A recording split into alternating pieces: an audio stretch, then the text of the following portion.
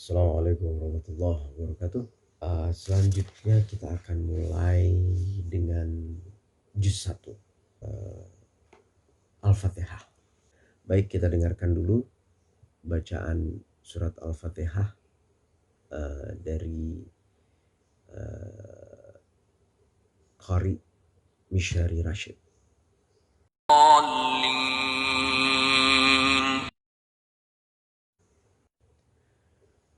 Baik, yang juz 1 ini dengan nama Allah yang Maha Pengasih, Maha Penyayang. Itu dari Allah. Bismillahirrahmanirrahim.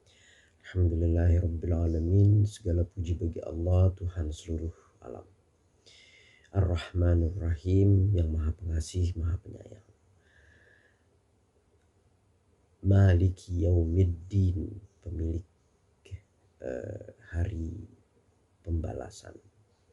Iyyaka na'budu wa iyyaka nasta'in. Hanya kepada Engkaulah kami menyembah dan hanya kepada Engkaulah kami mohon pertolongan. Siratal ladzina an'amta 'alaihim. Tunjukilah kami jalan yang lurus. Ihdinas siratal mustaqim. Tunjukkanlah kami jalan yang lurus. Siratal ladzina an'amta 'alaihim ghairil maghdubi 'alaihim waladdallin. Amin. Yaitu jalan orang-orang yang telah Engkau beri nikmat padanya, bukan jalan mereka yang dimurkai dan bukan pula jalan yang mereka yang sesat. Dinamakan Al-Fatihah karena surat tersebut menjadi pembuka dalam bacaan sholat. Al-Fatihah. Surat tersebut juga disebut dengan Ummu Kitab. Di samping itu, surat tersebut juga memiliki beberapa nama lain, yaitu Asy-Syifa, Al-Waqi'ah, Al-Kafiyah, dan Asasul Quran. Al-Bukhari mengatakan dinamakan dengan Ummul Kitab karena surat tersebut menjadi surat pembuka di dalam penyusunan mushafnya dan juga menjadi pembuka pada bacaan di dalam sholat. At-Tabari mengatakan orang-orang Arab biasa menamakan segala sesuatu yang menjadi awal dengan istilah ummu. Maka mereka menyebut kulit yang menutupi otak dengan istilah ummur rasi. Mereka juga menamakan bendera tentara yang menghimpun mereka di bawahnya dengan istilah ummu. Seperti disebutkan dalam syair. Di atas kepalanya terdapat ummu yang menjadi petunjuk bagi kami atas semua hal yang tidak kami ingkari keberadaannya. Imam Ahmad meriwayatkan dari Abu Hurairah radhiyallahu anhu dari Nabi Shallallahu alaihi wasallam, beliau bersabda tentang Ummul Quran. Al-Fatihah adalah Ummul Quran. Ia adalah Sab'ul Mathani. Ia adalah Al-Quran Al-Azim. Keutamaan surat Al-Fatihah. Pertama, diriwayatkan dari Abu Sa'id bin Al-Mu'alli radhiyallahu an. Dia berkata, pada saat aku sedang sholat, aku mendengar Rasulullah Shallallahu alaihi wasallam memanggilku, tetapi aku tidak menjawabnya hingga aku selesai salat. Kemudian aku mendatangi beliau dan beliau bertanya, apa yang menghalangimu sehingga engkau tidak segera menghadapku? Abu Sa'id menjawab, aku menjawab, wahai Rasulullah, sesungguhnya aku sedang sholat. Beliau bersabda, bukankah Allah Subhanahu wa ta'ala telah berfirman, hai orang-orang yang beriman, penuhilah seruan Allah dan seruan Rasul apabila Rasul menyeru kamu kepada suatu yang memberi kehidupan kepada kamu. Kemudian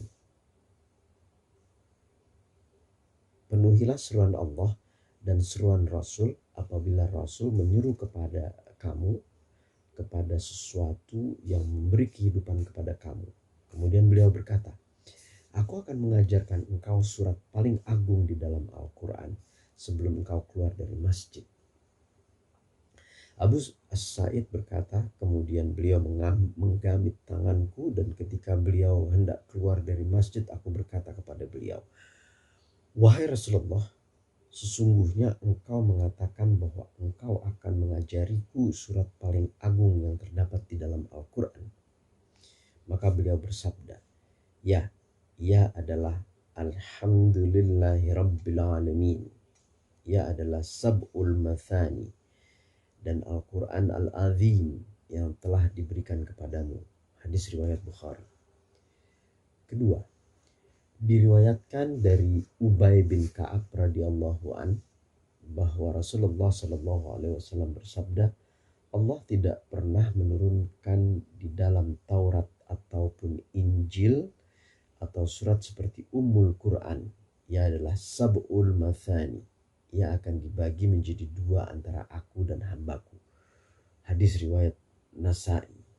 Yang ketiga, diriwayatkan dari Abu Sa'id Al-Khudri radhiyallahu an, dia berkata, kami berada dalam sebuah perjalanan. Kemudian kami singgah sebentar di suatu kaum. Tiba-tiba seorang budak wanita datang menghampiri dan berkata, pemimpin kaum kami kami diserang demam. Orang-orang kami sedang tidak ada. Apakah di antara kalian ada yang melakukan ruqyah? Kemudian salah seorang dari kami yang kami anggap dapat melakukan ruqyah berdiri bersamanya.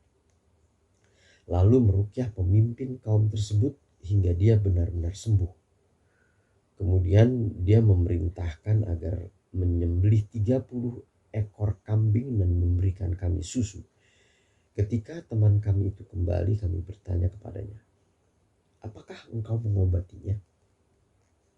Atau engkau meruqyahnya? Dia menjawab, tidak. Aku tidak melakukan apa-apa kecuali membaca Ummul Kitab kepadanya. Kami berkata, jangan membicarakan apapun hingga kita menghadap Rasulullah SAW dan menanyakan hal ini kepada beliau. Ketika kami telah sampai di Madinah, kami menceritakan hal tersebut kepada beliau. Kemudian bersabda beliau, apakah kalian tahu yang seperti itu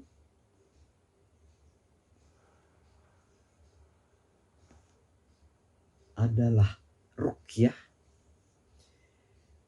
Jadi Rasulullah Shallallahu Alaihi Wasallam bersabda, apakah kalian tahu yang seperti itu adalah ruqyah? Kemudian beliau bersabda lagi, kalian telah berbuat benar. Bagikanlah dan sisakan untuk satu bagian. Hadis riwayat Bukhari dan Muslim. Keempat, diriwayatkan dari Ibnu Abbas radhiyallahu an, dia berkata, Rasulullah Shallallahu alaihi wasallam sedang bersama kami. Di samping beliau ada Jibril. Tiba-tiba terdengar suara di atas. Lalu Jibril mengangkat pandangannya ke langit dan berkata, ini adalah pintu yang telah dibukakan dari langit setelah tidak dibuka sama sekali. Ibnu Abbas mengatakan, lalu turunlah para malaikat menghampiri Rasulullah Shallallahu Alaihi Wasallam. Jibril berkata, aku datang memberikan kabar gembira dengan membawa dua cahaya, yaitu yang belum pernah diberikan kepada para nabi sebelum engkau, yaitu Fatihatul Kitab Al-Fatihah dan ayat-ayat terakhir dari surat Al-Baqarah. Tidaklah engkau baca satu huruf saja darinya kecuali aku akan mendatangimu. Masya Allah. Hadis riwayat Muslim dan Nasai. Masya Allah. Masya Allah. Tidaklah engkau baca satu huruf saja darinya kecuali aku akan mendatangimu. Masya Allah. Kelima, diriwayatkan dari Abu Hurairah radhiyallahu an, dari Nabi Shallallahu alaihi wasallam, beliau bersabda, barang siapa yang melakukan salat tanpa membaca Ummul Quran, maka salatnya gugur. Beliau mengatakannya 3 kali tidak akan sempurna. Abi Hurairah ditanya, bagaimana apabila kami akan sholat bersama dengan imam? Dia menjawab, bacalah Al-Fatihah untuk dirimu sendiri. Sesungguhnya aku mendengar Rasulullah Shallallahu Alaihi Wasallam bersabda, Allah Subhanahu Wa Taala telah berfirman, salat itu dibagi dua, setengah untukku dan setengah lagi untuk hambaku. Untuk hambaku adalah apa yang dia pinta. Apabila hamba membaca Alhamdulillahirabbil alamin, Allah Subhanahu wa taala berfirman, hambaku telah memujiku. Apabila hamba membaca Ar-Rahmanir-Rahim, Allah Subhanahu wa taala berfirman, hambaku telah menyanjungku. Apabila hamba membaca Malik Yaumiddin, maka Allah Subhanahu wa taala berfirman, hambaku telah mengagungkanku. Atau dia berfirman, hambaku telah memasrahkan dirinya kepadaku. Apabila hamba membaca Iyyaka na'budu wa iyyaka nasta'in, maka Allah Subhanahu wa taala berfirman, ini adalah dua bagian antara aku dan hambaku. Maka bagi hambaku adalah apa yang dia minta. Apabila hamba membaca ihdinas siratal mustaqim, siratal ladzina an'amta 'alaihim ghairil maghdubi 'alaihim waladdallin, maka Allah Subhanahu wa taala berfirman, ini adalah bagian bagi hambaku. Maka baginya adalah apa yang dia pinta. Hadis riwayat Muslim.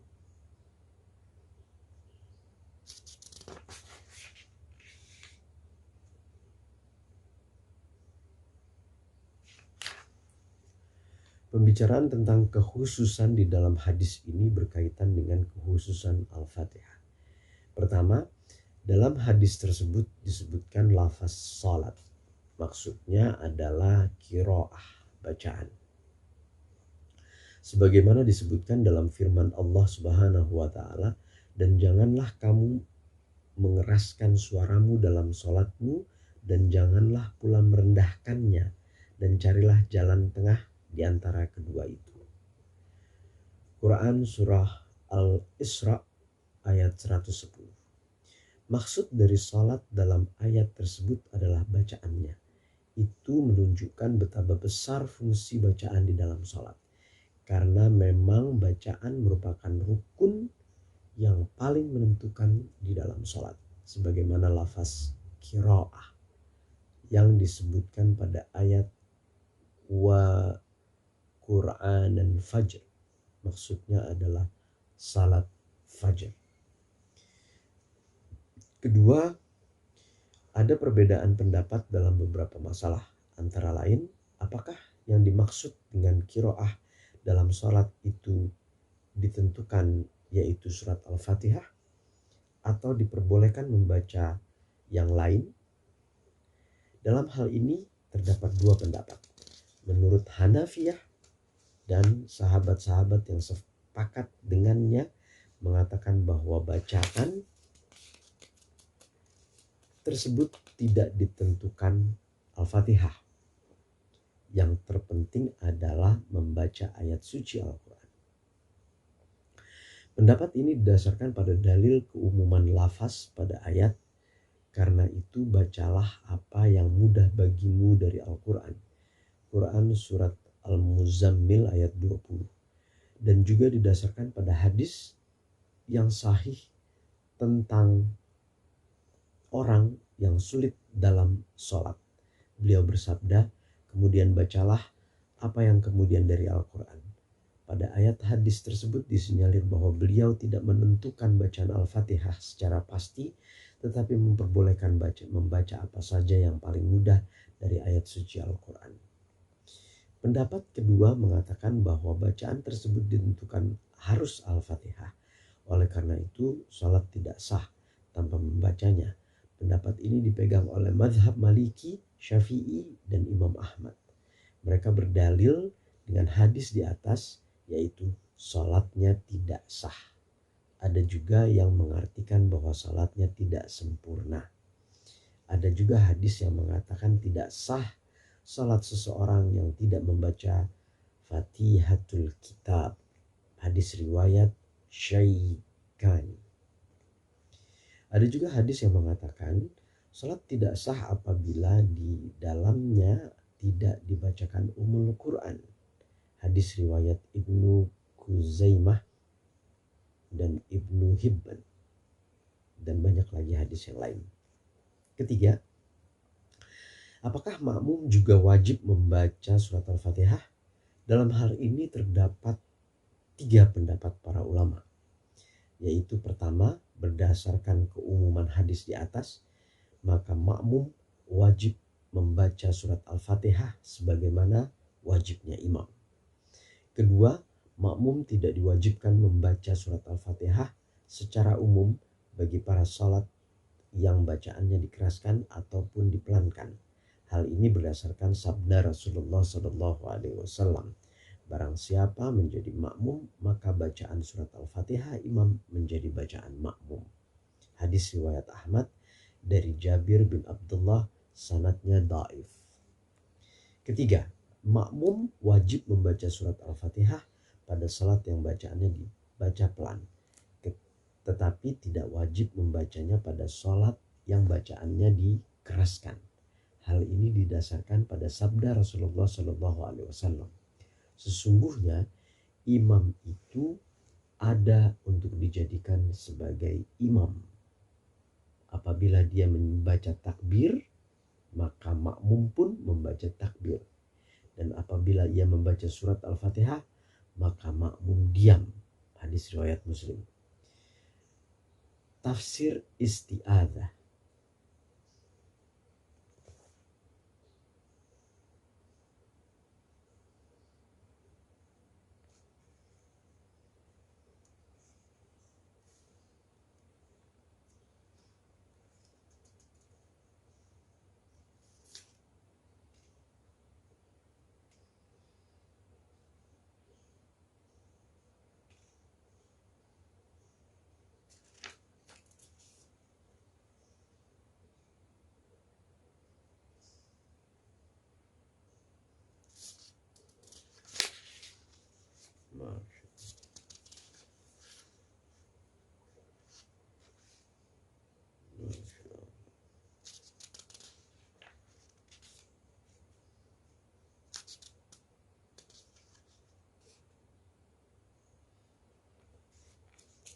Baik.